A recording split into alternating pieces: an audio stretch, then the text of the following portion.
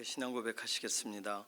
전능하사 천지를 만드신 하나님 아버지를 내가 믿사오며 그 외아들 우리 주 예수 그리스도를 믿사오니 이는 성령으로 잉태하사 동정녀 마리아에게 나시고 본디오 빌라도에게 고난을 받으사 십자가에 못 박혀 죽으시고 장사한 지 사흘 만에 죽은 자 가운데서 다시 살아나시며 하늘에 오르사 전능하신 하나님 우편에 앉아 계시다가 저리로서 산 자와 죽은 자를 심판하러 오시리라.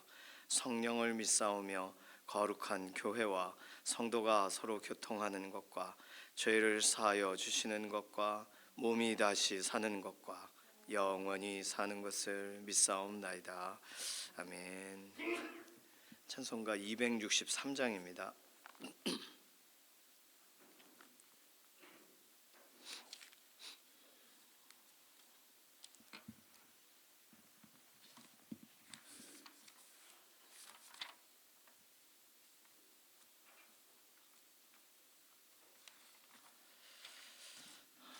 263장 찬송가 263장입니다. 이 세상 험하고 나 비록 약하나 늘 기도 힘쓰면 큰 권능 얻겠네. 주의 은혜로 대속받아서 비와 같이 붉은 죄 눈같이 이겠네. 주님의 권능은 한없이 크오니 돌 같은 내 마음 곧 녹여주소서. 주의 은혜로 대속받아서 피와 같이 붉은 죄 눈같이 이겠네. 내 마음이 약하여 늘 넘어지오니 주 예수 힘주사 굳세게 하소서. 주의 은혜로 대속받아서 피와 같이 붉은 죄 눈같이 이겠네. 죄 사함 받은 후 새 사람 되어서 주 앞에 서는 날 늘 찬송하겠네. 주의 은혜로 대속받아서 피와 같이 붉은 죄 눈같이 이겠네. 아멘. 이번 한 주간을 하나님께 의탁하는 기도, 하나님을 영화롭게 하는 믿음의 걸음이 되게 하소서. 이번 한 주간 우리에게 맡겨져 있는, 주어져 있는 여러 일과들을 하나님 영광을 위하여 구별되게 살아가게 하소서. 어저께 함께 예배하고 결단하였던 우리 믿음의 동역자들, 특별히 유치부와 유초등부, 중고등부, 청년부, 우리 다음 세대들의 예배 현장에서 하나님 앞에 결단하고 이번 한 주간 살기로 한 그 모든 고백 그대로 이번 한 주 하나님을 영화롭게 하며 살아가는 믿음의 다음 세대들, 또 믿음의 동역자들이 되게 해달라고 맡겨드리는 기도가 첫 번째 기도입니다. 두 번째 기도는 연약한 가운데 있는 교우분들 위해서 기도해 주시되, 이규희 장로님이 왜 그 중환자실 계시는가 이렇게 여쭤보니까 이렇게 산소 계속 호흡기를 하고 계셨어야 되는데 그거를 그냥 빼시고 회복되실 거라고 생각하셨다가 그 부분이 많이 폐가 이렇게 다시 나빠지게 되신 거라 그래요. 그래서 중환자실에서 계속 이렇게 약으로 이제 재우고 이게 폐를 치료하시는 중에 있다고 알고 있습니다. 그래서 장로님 회복 위해서 꼭 기도를 해주시기 바랍니다. 이필재 집사님 몸이 많이 안 좋으세요. 연약한 육신에 힘을 더하여 주시고 오늘도 회복을 덧입혀 달라고 이미순 집사님 항암 치료에 좋은 결과를 주시고 김명래 장로님, 이해신 권사님, 특별히 이해신 권사님 최근에 백내장 수술하시고 몸도 회복되셔야 되겠어요. 위에서 기도해 주시기를 바랍니다. 장경순 집사님, 양지원 자매님, 주숙자 권사님, 박봉남 권사님 이렇게 몸의 회복을 위해서 기도해 주시고 김분여 권사님, 방효경 자매님, 김인경 집사님, 정명자 권사님이 골절되신 부분이 완전히 회복되도록 위해서 기도해 주시기 바랍니다. 김숙자 권사님, 조옥혁 권사님, 남희자 권사님, 조성숙 성도님, 이신영 자매님 의사의 진단을 넘어서 하나님 완전한 회복으로 붙들어 달라고 연약한 가운데 있는 동역자분들 위해서 기도해 주시기 바랍니다. 11월 우리 이번 한 주간이 이제 마지막으로 남아 있어요. 남아 있는 기간 동안 하나님의 특별하신 은혜를 따라가고 하나님 우리 인생의 기도가 계속 이어지는 복된 기간이 되게 해달라고 선교지를 위해서 또는 우리가 다니엘 기도회 때 계속 기도했던 내용이 연이어서 계속 이어지는 기도의 기간이 되게 해달라고 우리의 삶 맡기는 거 필요하겠습니다. 이런 기도 제목 가지고서 잠시 통성으로 기도하겠습니다. 살아계신 하나님 감사합니다. 하나님 이번 한 주 새로운 한 주를 열어주셔서 특별히 11월 하나님 의지하며 1일부터 기도하던 그 기도가 계속 이어져가는 복된 주간이 되게 하여 주시옵소서. 어저께 예배 시간에 결단하고 하나님 말씀 앞에서 다시 다짐했었던 하나님 기도들을 하나님 기억하셔서 이번 한 주 우리의 삶의 모든 걸음과 걸음에 하나님 정말 기도대로 하나님 역사하시는 그리고 말씀 붙들고 나아가기로 한 결단대로 실제로 우리의 인생을 하나님 앞에 구별하여 올려드리는 복된 걸음이 되기를 원합니다. 유치부와 유초등부, 중고등부, 청년부 구별되고 준비된 예배 현장에서 하나님 앞에 한 주간 다르게 살기로 결단한 그 결단대로 하나님 열매 맺는 한 주간이 되게 하시고 특별히 하나님을 영화롭게 하겠다고 하나님 앞에 삶을 구별하겠다고 했던 모든 결단이 실제로 하나님을 영화롭게 하는 결과들로 연결되어지는 믿음의 한 주간이 되게 하여 주시옵소서. 육신이 연약한 가운데 있는 우리 동역자분들 하나님 기억하여 주셔서 평상에서 붙들어 주시고 안전하게 하시고 그 마음을 평안하게 하시되 특별히 이필재 집사님 연약한 육신에 하나님 힘을 더하여 주시기를 원합니다. 이미순 집사님 항암치료 과정 중에 있으니 하나님 모든 과정에 개입하여 주시고 특별히 이규희 장로님 이렇게 폐가 많이 나쁜 가운데 있습니다. 온전히 집중 치료하는 과정 중에 있으니 모든 치료에 좋은 결과를 하나님 더하여 주시기를 원합니다. 박봉남 권사님, 주숙자 권사님, 장경순 집사님, 양지원 자매님 연약한 육신에 힘을 더하여 주시고 김명래 장로님, 이해신 권사님 오늘도 병상에서 붙드시고 특별히 수술 이후에 완전히 회복되도록 이해신 권사님 몸의 상태를 호전시켜 주시기를 원합니다. 김문여 권사님, 방효경 자매님, 김인경 집사님, 정명자 권사님 골절이 되신 부분이 온전히 낫도록 회복을 더하여 주시고 김숙자 권사님, 조옥혁 권사님, 남희자 권사님 오늘도 그 육신에 힘을 더하시고 조성숙 성도님, 이신영 자매님 의사의 진단을 넘어 하나님께서 오늘도 그 몸을 붙들어 주시기를 원합니다. 하나님 우리의 기도와 간구에 응답하시고 오늘도 우리의 생각과 마음을 주관하시는 하나님을 의지하며 나아갈 때마다 우리 마음에 소망을 더하셔서 실제적으로 이루어가시는 일들의 역사를 보는 믿음의 한 주간이 되게 하여 주시옵소서. 감사드리며 살아계신 예수님의 이름으로 기도드립니다. 아멘. 에스겔 14장 1절에서 11절까지 말씀입니다.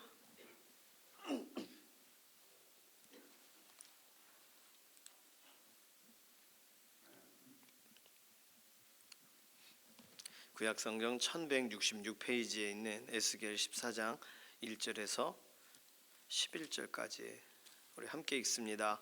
이스라엘 장로 두어 사람이 나와 내 앞에 앉으니 여호와의 말씀이 내게 임하여 이르시되 인자야 이 사람들이 자기 우상을 마음에 들이며 죄악의 걸림돌을 자기 앞에 두었으니 그들이 내게 묻기를 내가 조금인들 용납하랴 그런즉 너는 그들에게 말하여 이르라. 나 주 여호와가 말하노라.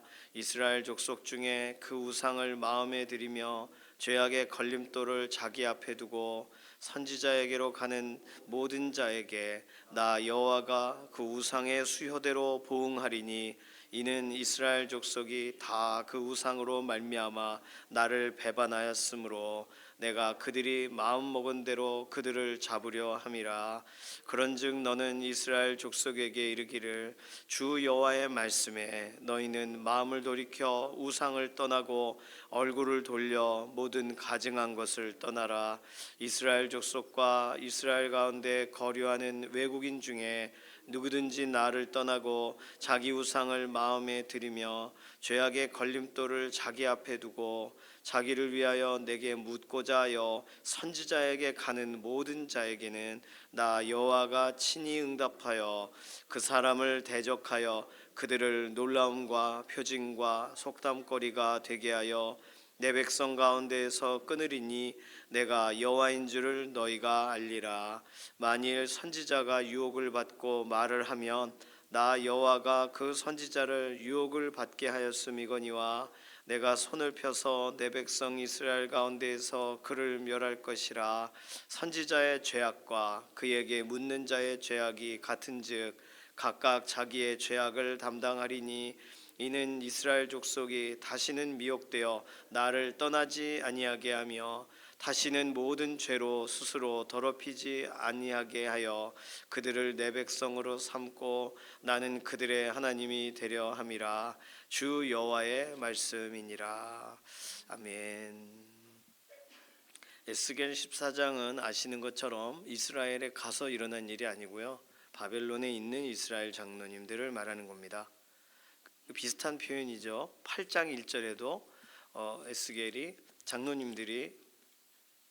유다 장로님들이 내 앞에 앉아 있는데, 그러니까 이걸 설명을 드릴 때 선지자 앞으로 또 이렇게 하나님이 세우신 그런 제사장이나 이렇게 선지자, 특별히 선지자 앞에 가서 기도를 받으러 가는 경우들이 있어요. 명절이 되거나 또는 어떤 시점이 됐을 때 그냥 이게 모여요. 그러면은 하나님이 주시는 그런 말씀을 전하기도 하고 축복의 기도를 하기도 하고, 예를 들면 이제 사무엘 같은 경우가 순회 설교자로 지역과 지역을 다니면서 그곳에서 뭐 이런 화목제가 있으면 그걸 집례해주고, 그리고 거기서 함께 교제도 하고, 또 실제 예배하는 그런 구별된 날이라면 그것을 섬기기도 하고 그랬죠. 그때 사람들이 앞에 찾아가고 모이고 집으로 초대하고 이런 일들이 있었습니다. 그러니까 선지자를 존중히 여기고 또 기도자를 이렇게 하나님의 사람으로 알고 이런 대하는 것은 너무 좋은 이 유대 사회에 있는 영적인 습관이죠. 그런데 8장 1절 유다 장로님들이 에스겔 선지자 앞에 있을 때 하나님의 권능이 나타나 예루살렘으로 환상으로 데려가시는, 그리고 돌아와서 그 앞에 있는 분에게 얘기하던 그 내용이 우리 읽었었던 본문 앞에 있던 내용입니다. 오늘도 비슷하게 이스라엘 장로님들 두어 분이 지금 와서 앉아 있어요. 이 표현이, 비슷한 표현이 나오면 이거 교제하고 기도 좀 해주십시오 이렇게 왔구나 라고 이해하시면 되겠어요. 그런데 하나님이 말씀하세요.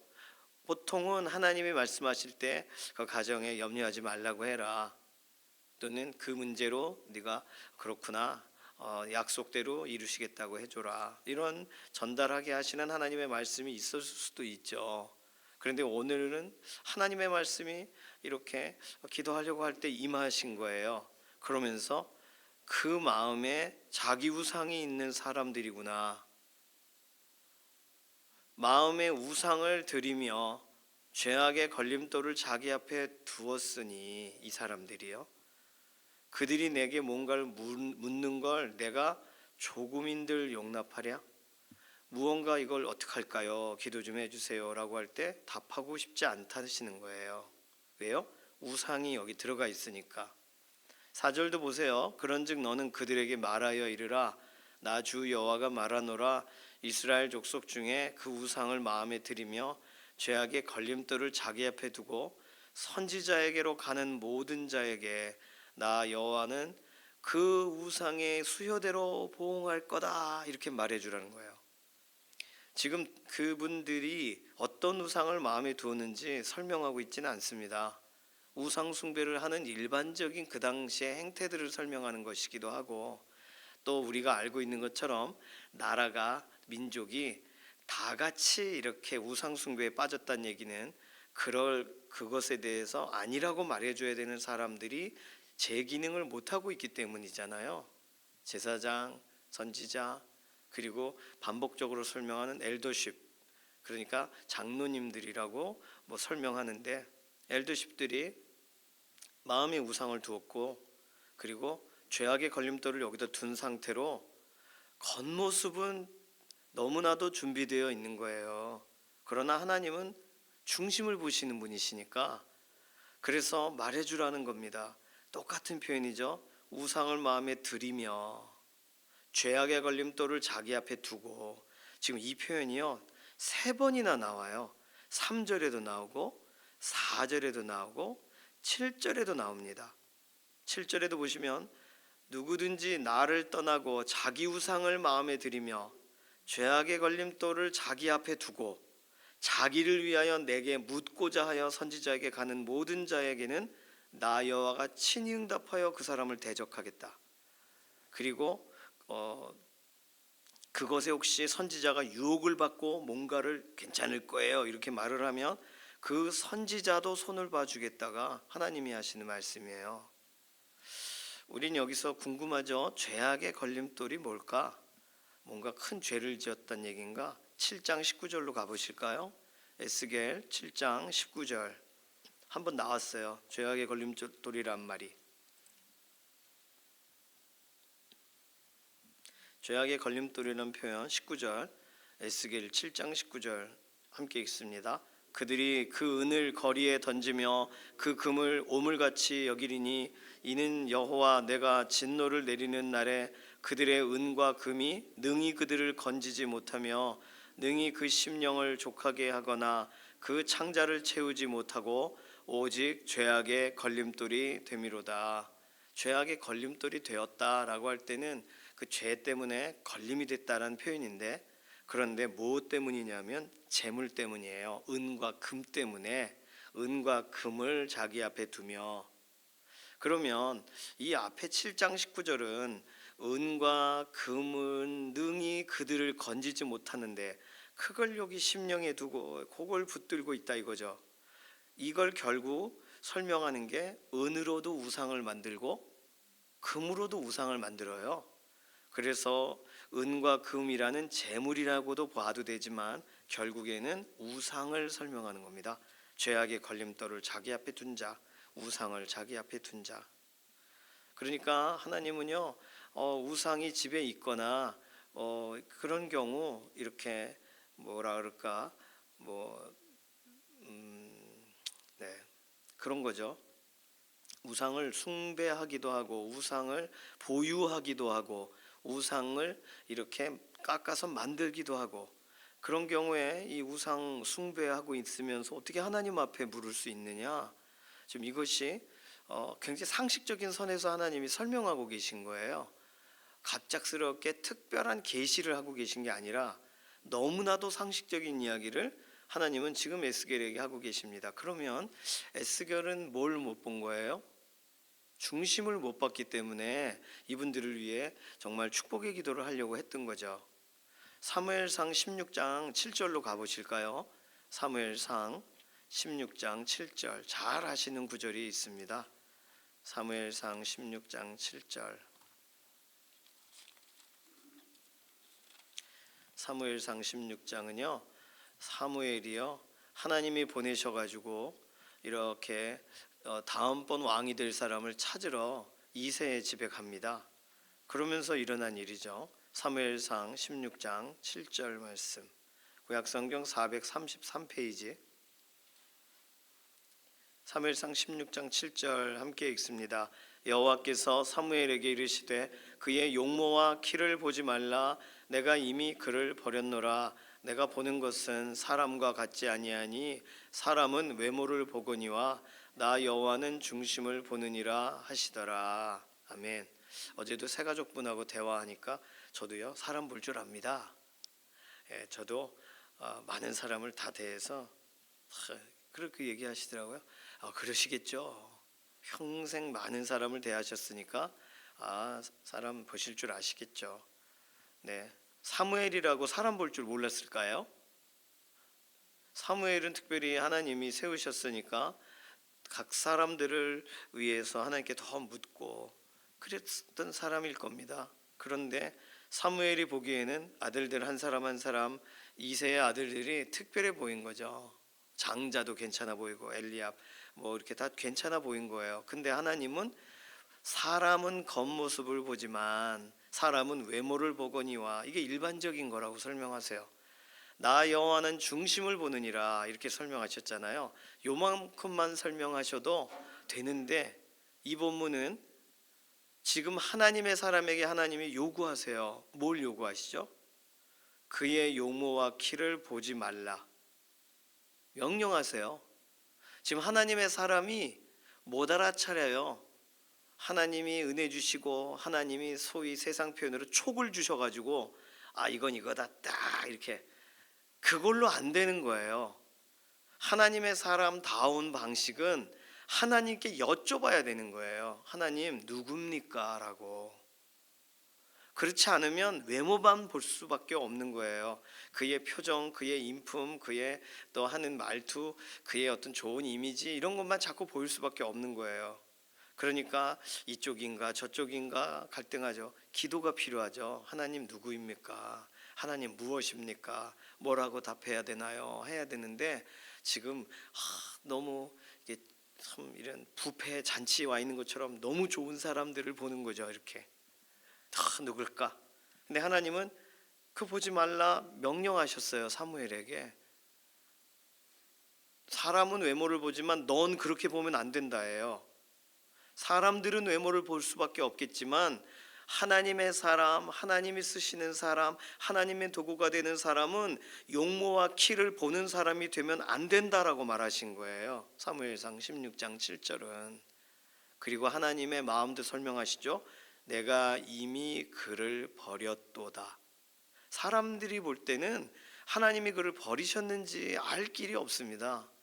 그런데 하나님은 아주 명확하게 말씀하세요. 왜 버리셨다고까지 하셨을까? 기회를 주고자 하나 아직 그는 아니니라 이렇게도 하셔도 되는데 아예 버렸다고 하셨을까? 왜냐하면 하나님이 택한 자를 찾으러 간 거잖아요 지금. 그래서 이런 표현을 쓰신 거예요. 다윗은 좋고 나머지는 별로다는 뜻이 아니라 다윗을 택했고 나머지는 내버려 뒀다예요. 나머지는 택하지 않았다. 그걸 못 알아봅니다. 믿음의 사람도 기도의 사람도. 하나님이 중심을 보신다는 것은요, 그래서 우리에게는 경각심을 주는 말이에요. 왜냐하면 하나님이 중심을 보시는데 우리는 왜 하나님께 여쭙지를 않는가? 라고 우리 자신을 적용해야 되기 때문입니다. 왜요? 믿음의 사람은 하나님을 따라가야 되니까요. 하나님의 마음을 따라가야 되니까요. 자, 오늘 본문으로 다시 가셔요. 그러면 에스겔에게 하나님이 야 우상 숭배하면서 마음에 다른 걸림돌을 두면서 어떻게 나한테 와서 뭘 위해서 묻고자 하느냐? 내가 조금인들 용납할 마음이 있는 줄 아냐? 마음에 있는 우상의 수효대로 내가 보응해 주겠다. 그의 마음에 보유하고 있는 우상의 개수대로 내가 그대로 답해 주마. 이게 오늘 우상 숭배자들에 대한 하나님의 답변입니다. 장로님들이 아니고요, 우상 숭배자들에 대한, 집사님들이 아니고요, 우상 숭배자들을 대하시는 하나님. 우리는 성도님, 우리는 권사님 대합니다. 우리는 목사님 대해요. 근데 하나님이 보실 때 이 우상 숭배자들아, 마음에 있는 것 그것 여기다 두고서 나한테 와서 묻는다고? 하나님 오늘 이 본문 그대로 우리에게도 말씀하실 겁니다. 두 가지 말씀하시겠죠. 너 왜 겉모양만 보고 왜 그러니? 왜 중심을 보는 나의 뜻을 따라오려고 하질 않니? 왜 나에게 묻지 않니? 그게 우리에게 하시는 첫 번째 이야기겠죠. 두 번째는 너 마음에 우상이 있으면 그렇다면 너는 우상 숭배자다. 그 마음에 있는 수효대로 내가 보응하겠다. 두 번째는 5절에 나와 있어요. 이는 이스라엘 족속이 다 그 우상으로 말미암아 나를 배반하였으므로 내가 그들이 마음 먹은 대로 그들을 잡으려 함이라. 우상의 수효대로란 표현이, 우상의 개수대로란 표현이 구체적인 표현이지만 좀 더 확대한 표현이 뭐예요? 마음 먹은 대로. 어디까지 허용하고 있는지, 이 세상 문화를 어디까지 이게 우상 숭배고 아니고 이걸 선을 어디까지 걷고 있는지 마음 먹은 대로 내가 똑같이 그들을 잡아주마. 잡는다는 말은 좋은 의미에서 붙잡아 준다는 말이 아닐 거 아니에요. 마음 먹은 대로 그들을 아주 그냥 이렇게 징계를 하기 위해 잡는 거잖아요. 7절에 보시면요, 이스라엘 족속과 이스라엘 가운데 거류하는 외국인 중에 누구든지 나를 떠나고 자기 우상을 마음에 들이면, 이제는 외국인에 대한 얘기까지 나와요. 이스라엘의 영향을 받는 외국인, 단지 이방인을 말하는 게 아닙니다. 이스라엘 족속과 이스라엘 가운데 거류하는 외국인. 그러면 이스라엘 믿음의 사람들에게 영향을 받아야죠. 최소한 믿는 사람이 사는 그 옆집은 영향을 받아야 될 거 아니에요. 믿는 사람이 살고 있는 그 수희 아저씨는 영향을 받아야 될 거 아니에요. 아파트 오르락내리락 하면서 안녕하세요, 샬롬, 교회 다녀오셨어요? 어제 건강 위해 기도합니다. 우리가 말할 거 아니에요. 그리고 영향을 받을 거 아니에요. 그런데 그 외국인들이 좋은 영향을 못 받고 하나님을 떠나고, 표현 특이하지 않습니까? 외국인 중에 누구든 나를 떠나고 하나님 앞으로 더 나올 수 있는 충분한 환경이 되어야 되는데 그들이 하나님을 몰라라 하고 자기 우상을 마음에 들이며 죄악의 걸림돌을 자기 앞에 두고, 이거 이스라엘 사람들이 하던 방식 그대로 따라하고 있는 이 사람들을 말하는 겁니다. 자기를 위하여 내게 묻고자 하여 저 어떻게 하면 좋아요?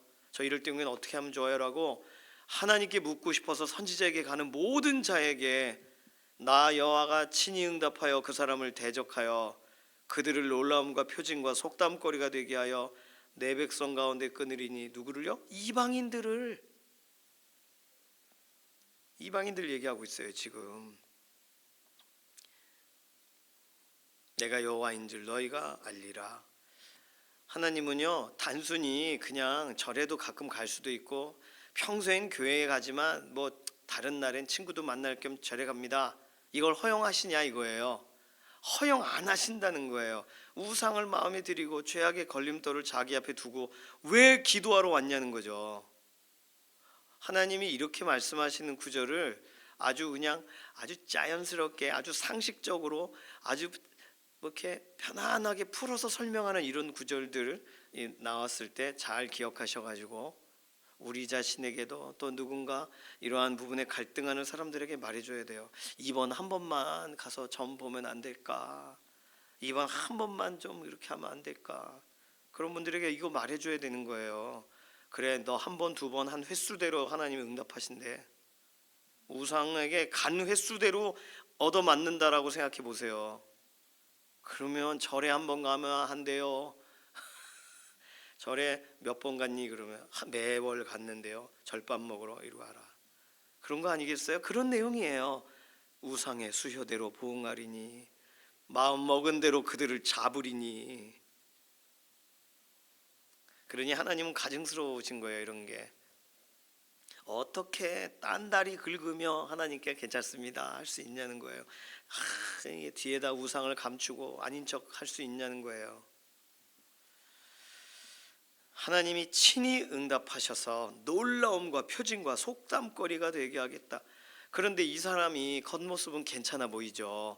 아이, 좋아 보여요. 그리고 나와 친분이 있어요. 그래서 좋은 얘기는 해줘야겠어요. 선지자라서 일단은 좋은 얘기를 해서 돌려보내요. 그게 9절이죠. 만일 선지자가 유혹을 받고 말을 하면,